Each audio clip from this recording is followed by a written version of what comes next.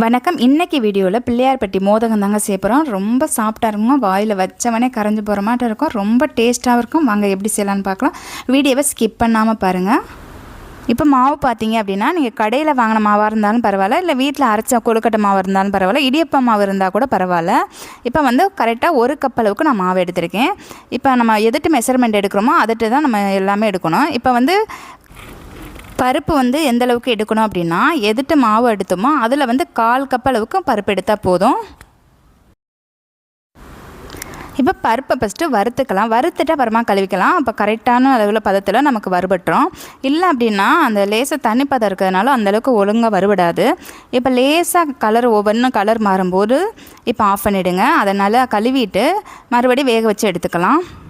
பருப்பு எந்த அளவுக்கு வேகணும்னா நல்லா மலர்ந்தால் போதும். ரொம்ப வந்து கொலைய வேக வைக்காதீங்க. அப்படியே நல்லா பருப்பு மலர்ந்துரும் பாருங்கள், அந்த அளவுக்கு நீங்கள் வேக வைங்க. குக்கரில் வச்சிங்க அப்படின்னா ரொம்ப குழஞ்சி போயிடும். அப்படியே இல்லை அப்படின்னா ஒரே ஒரு விசில் மட்டும் வச்சு எடுத்துக்கோங்க குக்கரில் வைக்கிறதா இருந்தால். இப்போ அதுக்குள்ளேயும் பருப்பு வேகிறங்காட்டிக்கு நம்ம மற்றதெல்லாம் ரெடி பண்ணிக்கலாம். இப்போ மாவு நல்லா வறுத்துக்கலாம். நல்லா வறுபடட்டும் மாவு. ஏற்கனவே நீங்கள் மாவு வறுத்துருந்தீங்க அப்படின்னா நீங்கள் வறுக்க வேணாம். மாவு வறுக்காத மாவாக இருந்தது அப்படின்னா கொஞ்சம் நேரம் வறுத்துக்குங்க. நம்ம வந்து பருப்பு சேர்க்குறோம்ல, அப்போ வந்து வெள்ளைப்பாவு சேர்க்கும்போது மாவு வந்து தண்ணி ஆகிடும். நல்லா வறுக்கணும், இல்லைன்னா உங்களுக்கு ரொம்ப தண்ணி ஆகிடும். இப்போ வந்து நல்லா வறுபட்டதும் கொஞ்சமாக 1/4 கப் அளவுக்கு தேங்காய் துருவல் சேர்த்துக்கலாம்.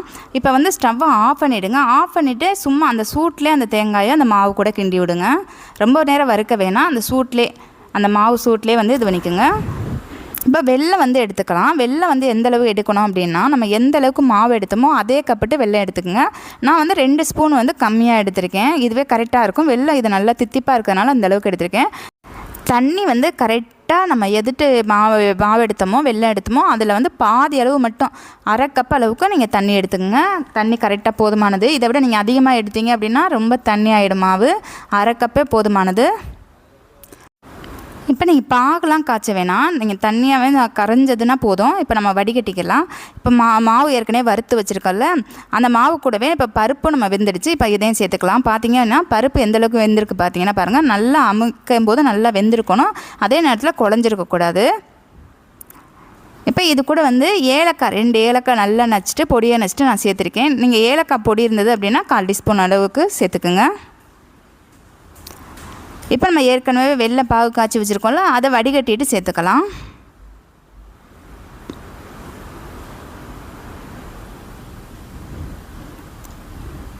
இப்போ இதை வந்து கரண்டி வச்சு நல்லா கிண்டி விடுங்க. என்கிட்ட பாகு வந்து நமக்கு சூடாக இருக்குது. கரண்டி வச்சு நல்லா கிண்டினீங்க அப்படின்னா கொஞ்சம் மாவும் நல்லா சூடோடு நல்லா வெந்துடும்.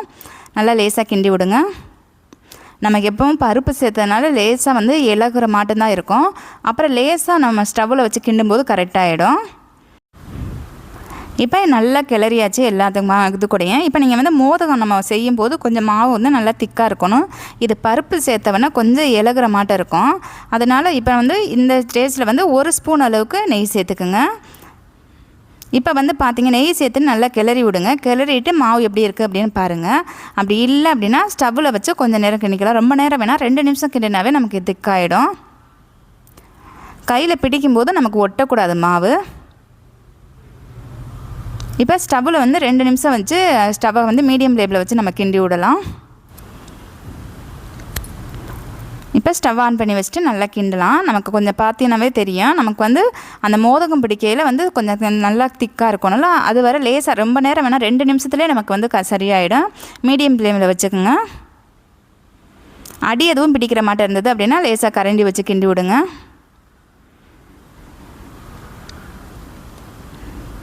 இப்போ 2 நிமிஷம் ஆகிடுச்சு. எனக்கு கரெக்டாக திக்காகிடுச்சு. உங்களுக்கு திக்காக இருந்தது அப்படின்னா நீங்கள் ஸ்டவ்விலே வைக்க தேவையில்லை. இப்போ என்ன பண்ணிடலாம் அப்படின்னா, லேசாக வந்து எடுத்து பார்த்தீங்க அப்படின்னா கையில் பிடிக்காத அளவுக்கு இருக்கும்போது நல்லா ஆற வச்சுடுங்க. ஸ்டவ் ஆஃப் பண்ணிவிடுங்க, போதும். இப்போ நல்லா சூடு ஆறின பிறகு எடுத்து பார்த்தோம் அப்படின்னா பாருங்கள், நல்லா உங்களுக்கு வந்து மோதகம் பிடிக்க வரும். நம்ம கொழுக்கட்டை மாட்டம் பிடிச்சாலும் நல்லா ஈஸியாக பிடிக்க வரும். இது மாட்டம் இருக்கணும். இப்போ வந்து நம்ம மோதகம் பிடிக்கலாம். இப்போ பார்த்திங்கன்னா இந்த மோதகம் அச்சு வந்து ரெடிமேடாகவே கிடைக்கிது. இதில் வந்து இதுவெல்லாம் இப்படி லேசாக நெய் தடவிக்கிறங்க. இப்போ நெய் தடவிட்டு இப்போ இந்த மாவை வந்து உள்ளே வந்து லேசாக உள்ளே வச்சோம் அப்படின்னாவே நல்லா நமக்கு மோதகம் அழகாக வந்துடும். லேசாக அமுக்கி விட்டாவே போதும். இப்போ எடுத்து பார்த்தோம் அப்படின்னா அழகாக மோதகம் வந்து ரெடி ஆகிடும். இப்போ ரெடி ஆகிடுச்சு. இல்லை உங்கள்கிட்ட மோதகம் இல்லை அப்படின்னா சின்ன உருண்டையாக பிடிச்சிட்டு மேலே வந்து நம்ம பூண்டு மாட்டம் வந்து இப்படி கையை வச்சிங்க அப்படின்னாவே பூண்டு ஷேப்பில் வந்து நமக்கு மோதகம் ஷேப்பில் வந்துடும்.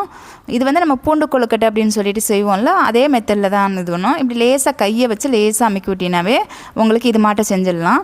நீங்கள் இப்படியும் செஞ்சுக்கலாம் வேணும்னா. இப்போ நான் அச்சு இருக்கிறதுனால அச்சுட்டே செய்கிறேன். லேசாக நெய் தடவிக்குங்க. லேசாக நெய் தடவினாவே போதும்.